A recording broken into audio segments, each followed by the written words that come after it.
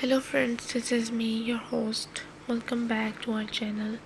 I hope you all are well and having a great day. Today I'm back with another video to give a review on another book, which is The Boyfriend. In this book, we will get to know that is he the man of your dreams or your worst nightmare. And this book is by Freida McFadden. Sydney. Who is this man and what has he done with my date? I am supposed to be meeting a man named Kevin for dinner tonight at 8 o'clock. Well, it was supposed to be drinks at 6 o'clock. Drinks are easier to escape from. But Kevin messaged me through the Cinch dating app that he was running late at work. And could we push it to dinner at 8? Against my better judgment, I said yes.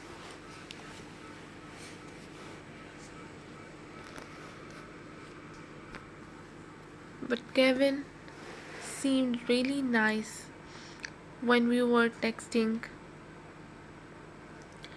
and in his photos, he was cute, really cute. He had this boyish smile with a twinkle in his eye, and his light brown hair was adorably messy as it fell over his forehead.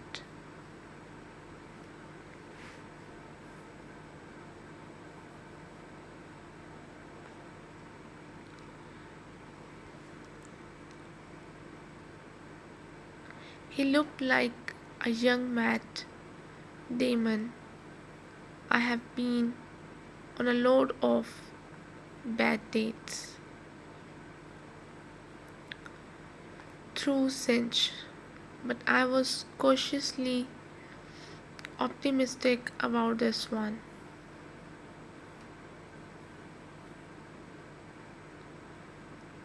I even arrived early at the restaurant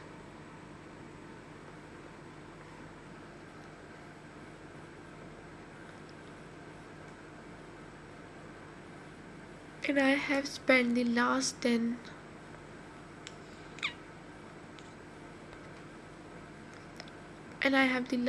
minutes eagerly waiting at the bar from him to arrive. Sydney, the man standing before me, asked. Yes. I stare at the man, waiting for him to tell me that Kevin was killed in a tragic taxi accident on the way to our date. Because this guy is definitely not Kevin, but instead he sticks out his hand. I'm Kevin, he says. I don't budge from my bar stool. You are? Okay, let's be real. Nobody looks as good in real life as their dating app photos. I mean, if you are looking to score a date, you are not going to snap a photo of yourself when you are rolling out of a bed with a hangover.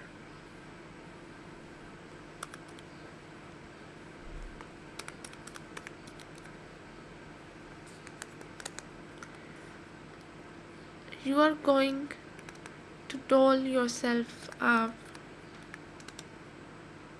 take about 50 different shots from every conceivable angle.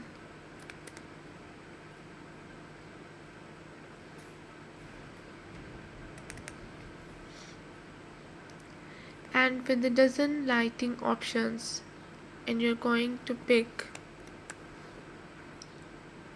the very best one.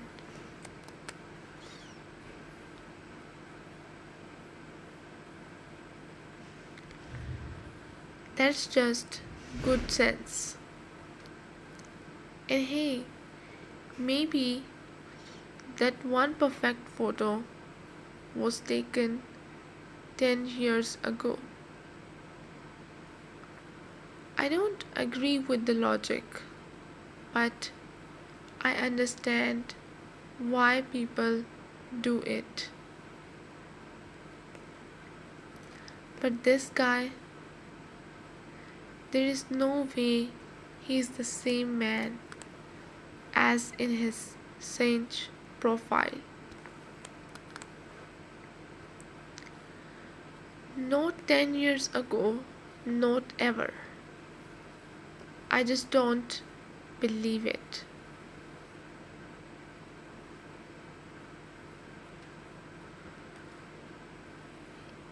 Even though it's an obvious move, I grab my phone from my purse and bring up the app right in front of him. I compare the boyishly handsome man in the photo to the man standing in front of me. Yeah, nope.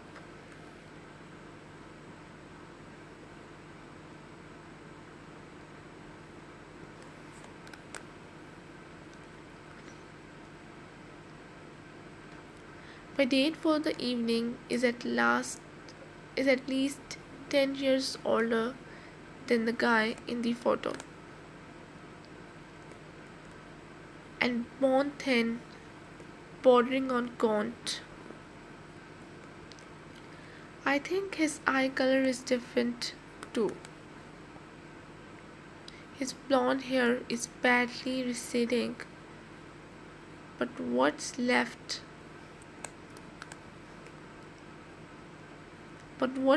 of it is long and pulled back into an unkempt ponytail.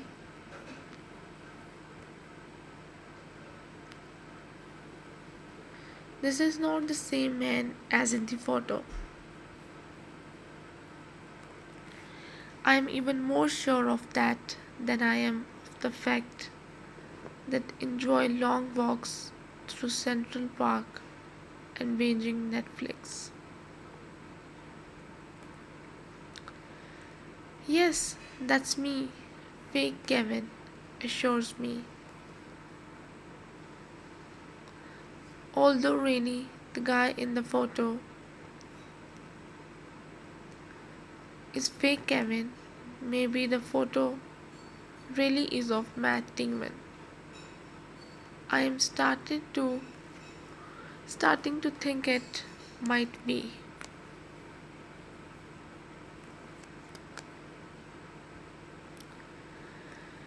I begin to protest that he doesn't look anything like the photo.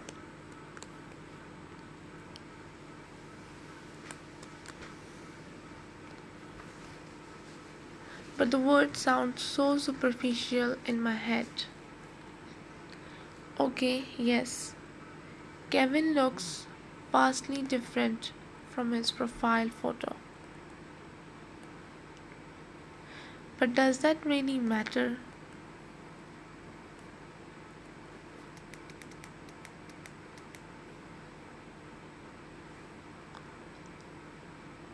We have been texting through Sinch, and he seems like a nice enough guy.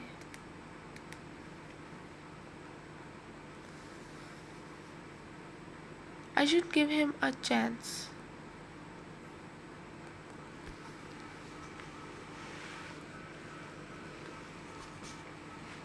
And if not's going well, my friend Gretchen will be calling me in 20 minutes with a manufactured excuse to get me the hell out of there.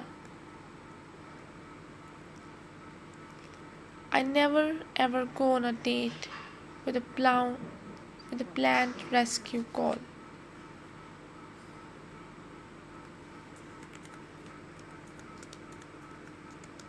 It's really great to meet you in real life, the real Kevin says. You look exactly like your photo.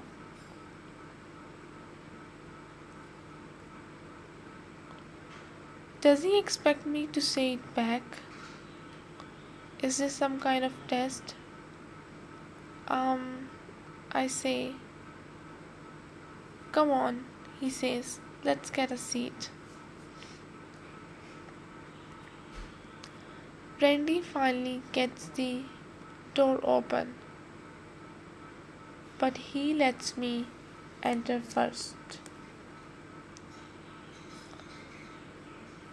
As I step into Bonnie's apartment, I half expect to see her racing into the living room with a towel wrapped around her midsection, furious with the two of us busting into the while she was trying to shower. But no, it's completely silent. Bonnie's apartment is almost identical to mine in its arrangement, but it looks so different. Bonnie likes nicer things. I have my bare bones sofa and desk and bookcase.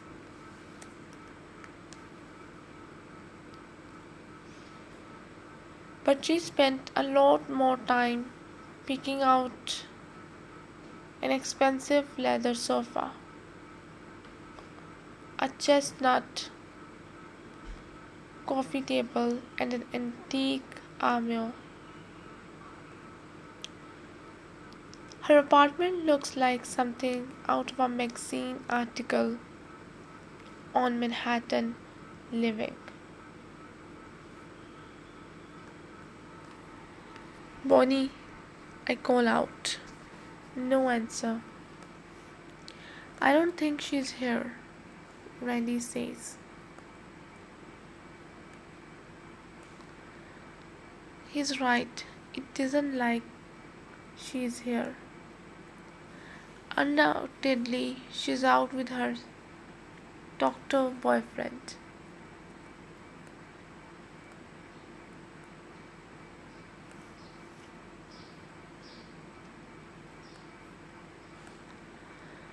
I get what it's like to be snuggled in somebody's bed and not want to grab an Uber. We snag a booth in the corner of the bar.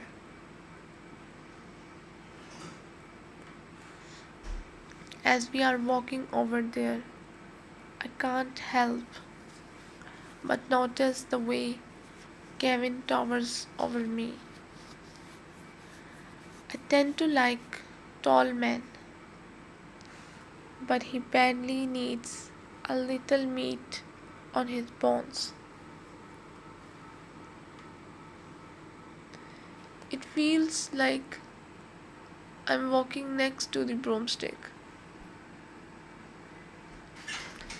I'm so glad we are finally doing this, Kevin tells me as he slides into the seat across from me. Why is his ponytail so messy? Couldn't he have at least combed it before our date? Me too, I say, which is only slightly a lie. He rakes his gaze over me, an approving expression on his gaunt face. I have to tell you, Sydney, now that we are actually meeting in person, I genuinely feel like you are the perfect woman. Oh, absolutely, he beams at me. If I closed my eyes and imagined the perfect girl, it would be you. Daisy, I whisper. You can't possibly think that.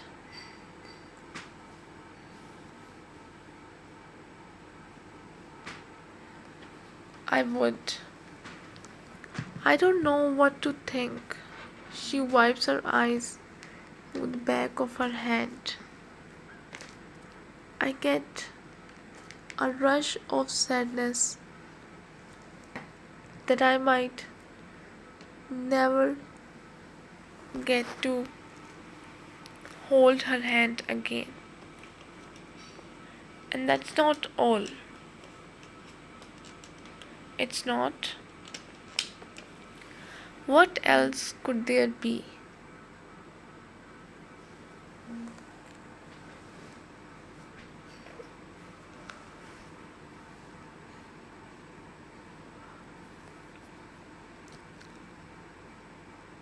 How could it be any worse than her father, the chief of police, thinking that I am a murderer? What is it? Tell me. She drops her voice an octave. The night Allison disappeared, she called me. Oh no. She told me she saw you and Slug together. She goes on. She said you two were stuffing something into your trunk.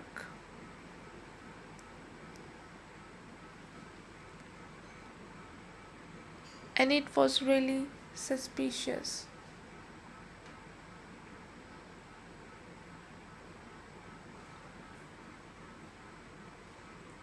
She was freaking out, telling me I had to break up with you. Oh no. Look, I say, Slug was at my house and he was just borrowing sports equipment and putting it in his truck. It wasn't a big deal. She said there was blood on your hands. Suddenly, I am very glad Allison is gone. Slug was right. She was a problem. Daisy, I take a deep breath. We have known each other forever. And then I would never lie to you. I would never hurt Allison.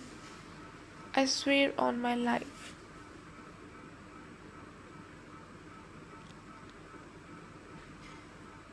I study her face, watching to see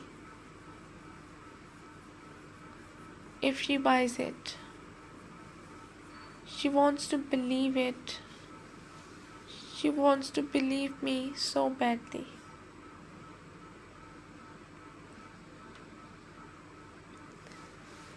Daisy, I say. She blinks away another tear.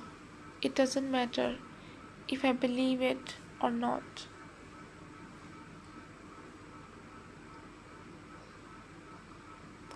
My father still thinks you did it. Do you know how much trouble you are in? A light goes on upstairs in her house, and Daisy's body goes rigid. I have got to back upstairs. My parents will kill me if they see me with you.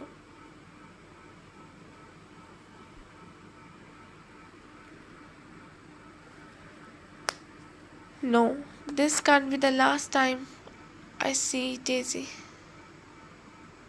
It can't. I will lose my freaking mind.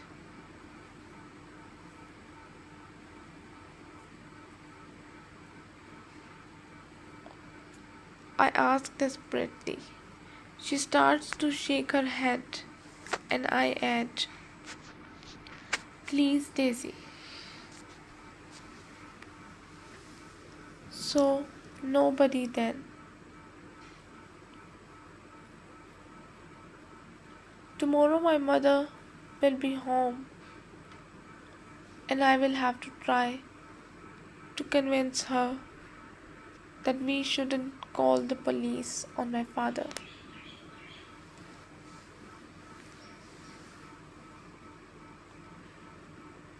It won't be difficult. She hates calling the police about my father's antics because it makes us look like trash. But it certainly wouldn't be the first time.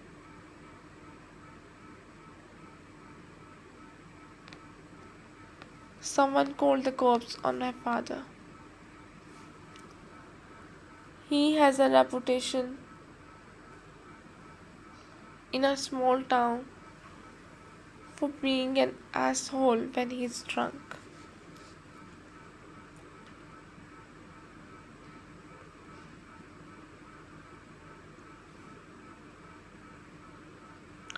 As for Allison, though, that's a completely different problem.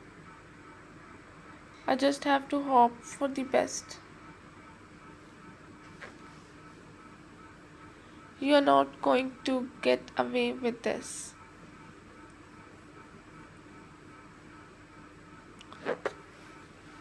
Tom says to Gretchen,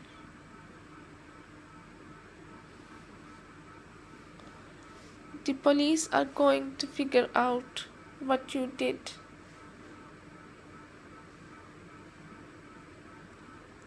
They are not going to believe Randy was attacking you when he is lying dead on the sofa.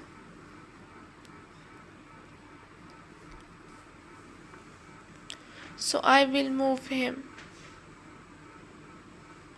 she says impatiently.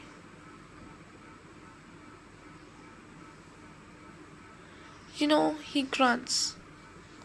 We can tell on the autopsy if a body has been moved after death.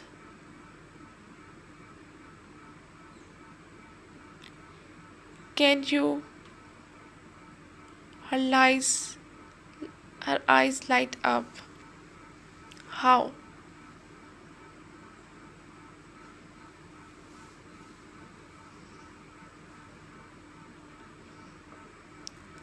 It has to do with lividity, he explains. There's a bluish purple discoloration that occurs on the skin after death. And gravity is what causes it to pool in different locations. She nods, fascinated, And how long does that take to set in?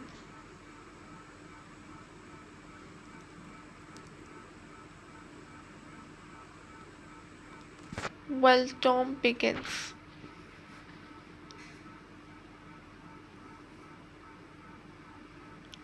Oh my god, are the two of them really standing the creaking out about the decomposition of dead bodies while Randy is lying dead a few feet away and I am clinging to consciousness of the floor.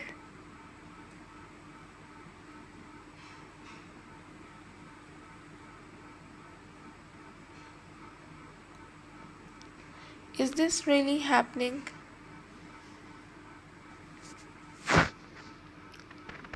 He nods. Terrible stuff, truly terrible. And we need to catch the monster who did this to her.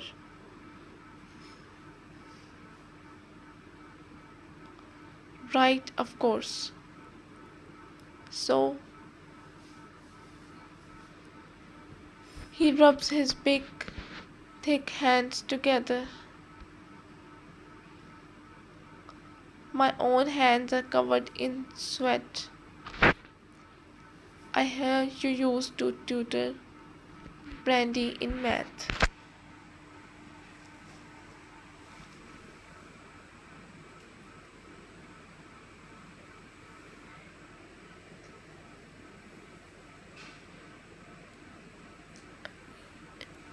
Just for a few months, and honestly, she skipped a lot of these sessions. That's not entirely true. Brandy never skipped our sessions. I don't want to miss out on seeing you. How well did you know her? The chief asked. Not very well. Uh-huh. He rubs at the slight stubble on his chin. Even though I suspect he shaved this morning.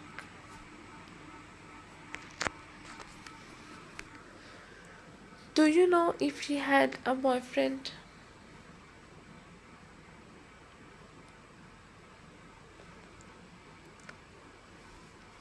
One corner of his lips quicks up. She told some. She told some of her close friends that she had a crush on a boy in your class. But she didn't say who it was. It sounded like he liked her too.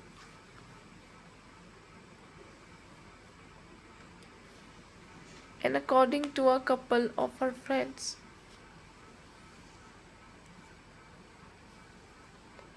she and the boy had plans.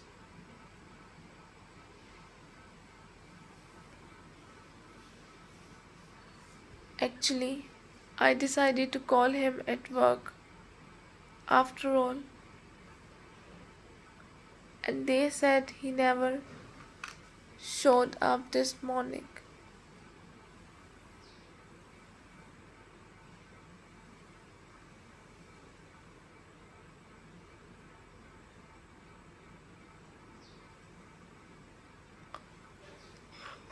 She pauses. Is he asleep upstairs? You don't need to cover for him.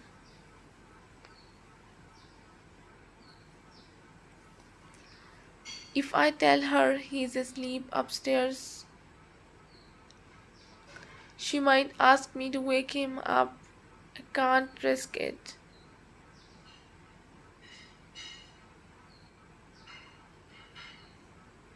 He just left. He said he was going to Otelos. I know from experience that nobody ever picks up the phone at the bar. The life feels safe.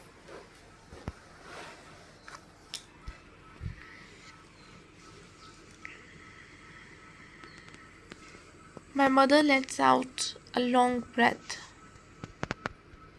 She sounds so worried, and I almost feel sorry for her.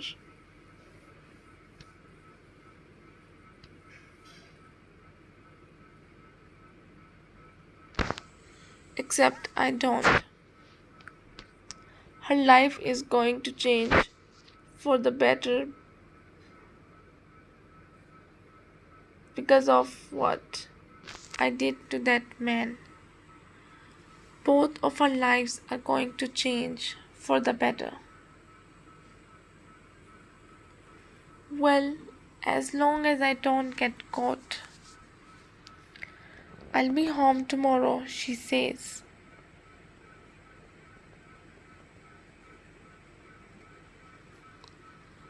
Just be careful, sweetheart. I will, Mom. It feels like there is something very evil out there.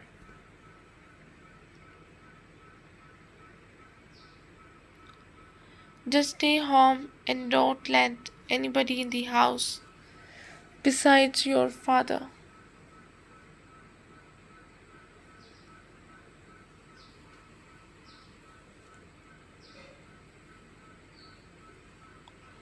Gretchen steps over to the window, careful to stay out of clean sight.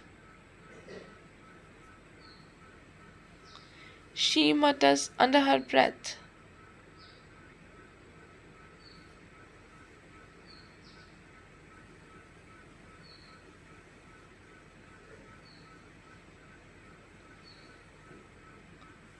Gretchen steps over to the window, careful to stay out of clean sight. Shit, she mutters under her breath. I'm so sorry, Daisy. His voice breaks on the words. I had to do it. I couldn't let you, you know.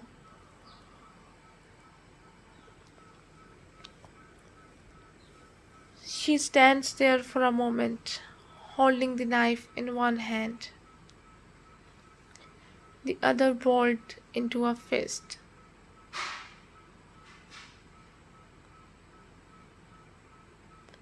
There is another way out here.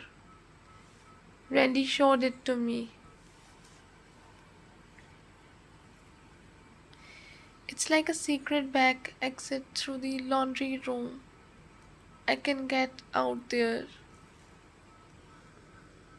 She looks up at him. We can get out.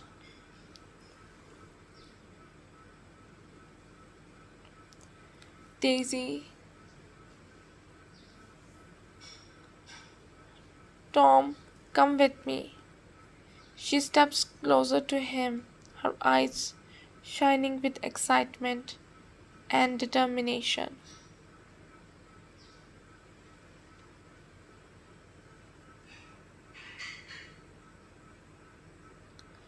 Come on, we have both been miserable, alone for the last 20 years. This is our chance to actually be happy. She takes his hand again. I want to spend the rest of my life with you. I want to have a family with you. A family? Daisy? I'm just worried about her. I admit. This isn't like her. Maybe something came up. Look, I say, you don't have to fix her toilet, but can we at least just go inside and check on her, like for 1 minute? I don't know. Please, I am worried about her. When he hesitates, I add, I will tell her I made you do it.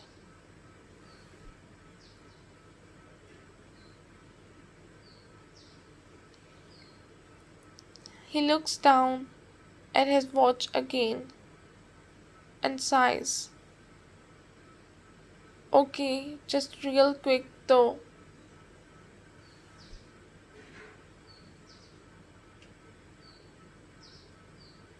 Randy takes what feels like forever sorting through every key on the giant ring until he finds the right one.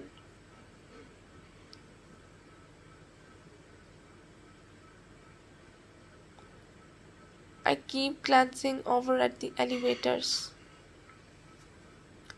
hopping that pony.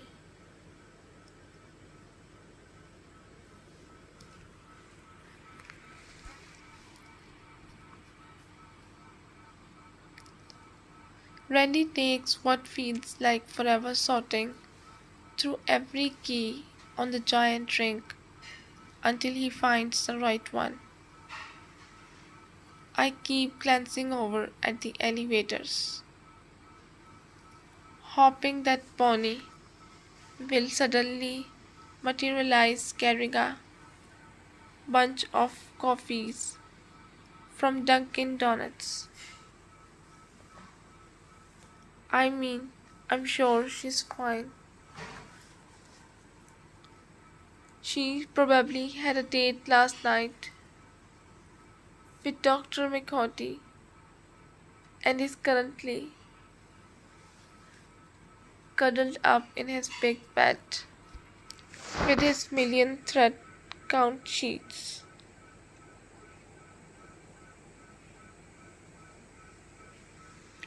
I am happy for her, I swear. For sure, but he definitely wouldn't be okay with me hanging out with his only daughter. I am safe for now, but if he finds out, let me ask my mother if it's okay, I say. But yeah, that would be great. I will never ever come to his house for dinner.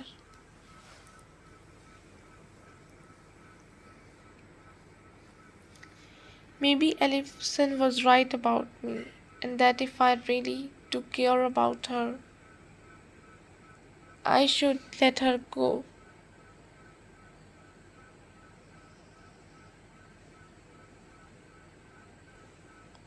But it's too late to back out now. Daisy hurries back into the house, and I watch the door swing hard. Even though I need to get out of here while I still can. But kissing Daisy always makes my knees weak. I need a minute. Finally, I scuttle out of the backyard, moving quickly and quietly.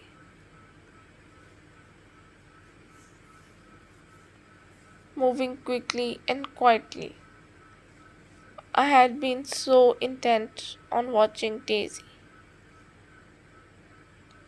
I didn't know that somebody was watching me.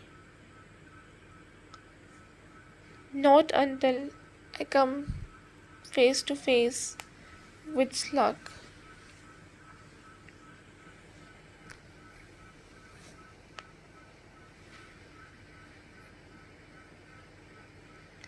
I step into Bonnie's kitchen, which is about as tiny as mine. So it takes roughly 5 seconds for me to spot her cell phone sitting on the kitchen counter. next to a black scrunchie. Bonnie's phone is still in her apartment.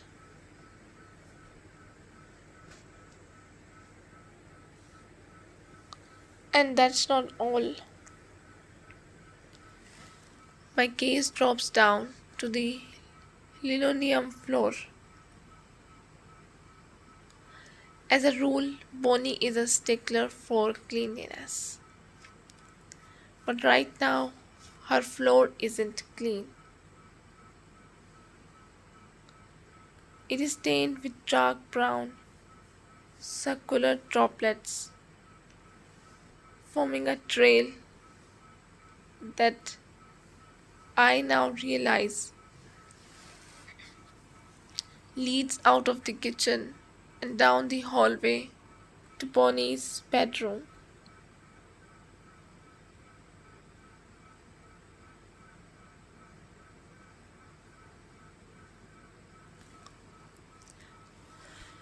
Randy, I croak. Hang on. He calls back. I'm just trying to fix the toilet. I follow the trail of droplets down the hallway. My heart pounds. I pass the bathroom where Randy is fiddling with something in the toilet tank. Obviously, the blood stains on the floor. The trail leads directly to Bonnie's bedroom door, which is closed. The night she disappeared, but like I said, we don't know who it was. I fight to keep my voice even. I have no idea, sir. I was just a dorky kid tutoring her in math. It's not like she would have confided in me. Right, I guess not. He sighs and leans back in his chair, which lets out a scary sounding groan. Such a terrible thing about Brandy. Makes me want to keep Daisy under lock and key. I nod, trying to look sympathetic. Of course, I trust you, Tom. He manages a smile. I said to Helen last night, thank God Daisy is with Tom and not one of those other wild boys.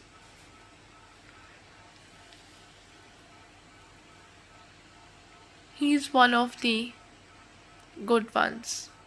I try to swallow, but it feels like my throat has closed off. Thank you, sir. When are you coming over for dinner, by the way? He asks. My wife keeps asking me. The dinner invitation calms me down. If he suspected me of anything, he wouldn't be inviting me to his house for dinner. Or would he? I don't know. I had no idea Daisy's father was going to be the one questioning me. As much as I am intimidated by my father, I am much more terrified of the police chief.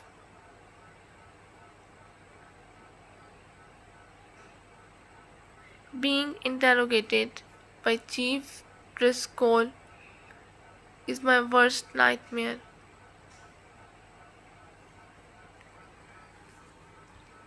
No, he's not interrogated me. He's just going to ask a few questions. I need to calm down.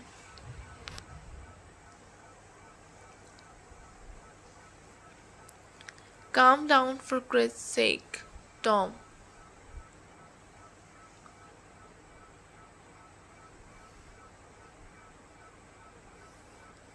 Chief Driscoll smiles when he sees me in the doorway. Instinctively, I freeze and he waves a large hand to usher me into the room.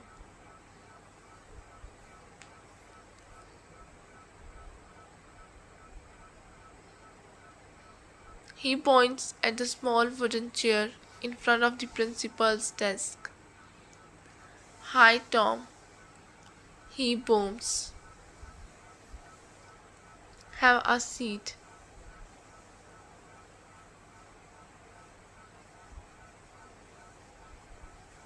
I don't so much sit in the chair as I collapse into it, my legs unable to hold me up.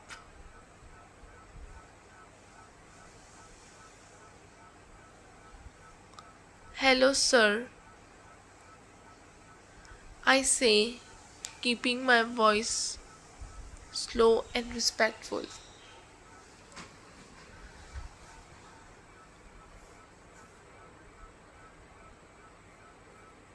Now, Tom, the smile vanishes from his face and his expression turns grim.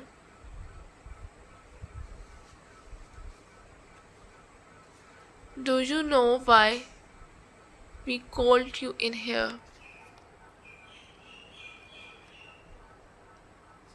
I heard about Brandy.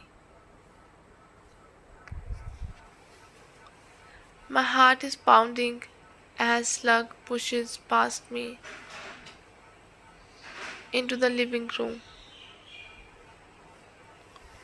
It takes him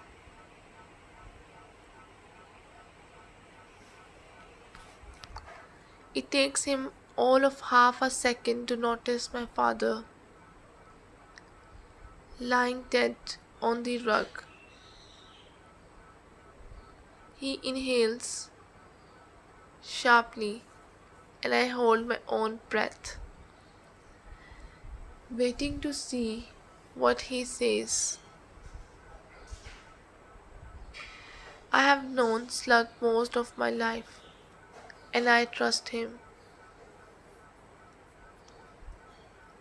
but it's safe to say this falls out of the realm of the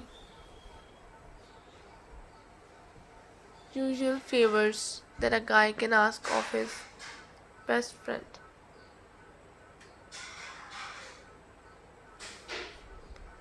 So Slug says slowly, you finally killed that son of a bitch. It was an accident, I say lamely. Yeah, some accident. His throat is sliced open. I run a shaking hand through my hair, which I now realize also has blood in it. Jesus Christ, there is blood everywhere. That's something you don't learn in the anatomy textbook. That's for sure. I have spent the last 15 minutes cleaning blood from the kitchen floor and I have done a decent job.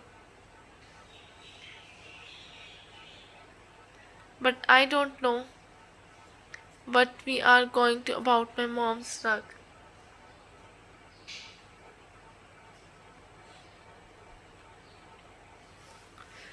We will need some sort of extra strength carpet cleaner.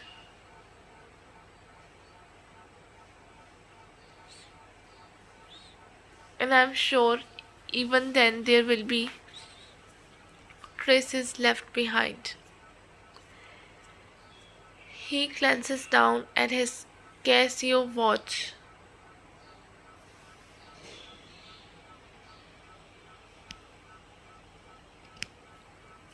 I have got a busy day. I can't wait around for her. But you have the key, don't you? Randy's spidery fingers fly to the oversized keyring hanging off his jeans. He has the key to every apartment in the building.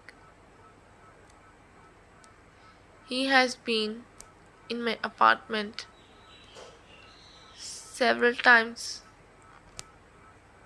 when I wasn't around, with my permission, of course.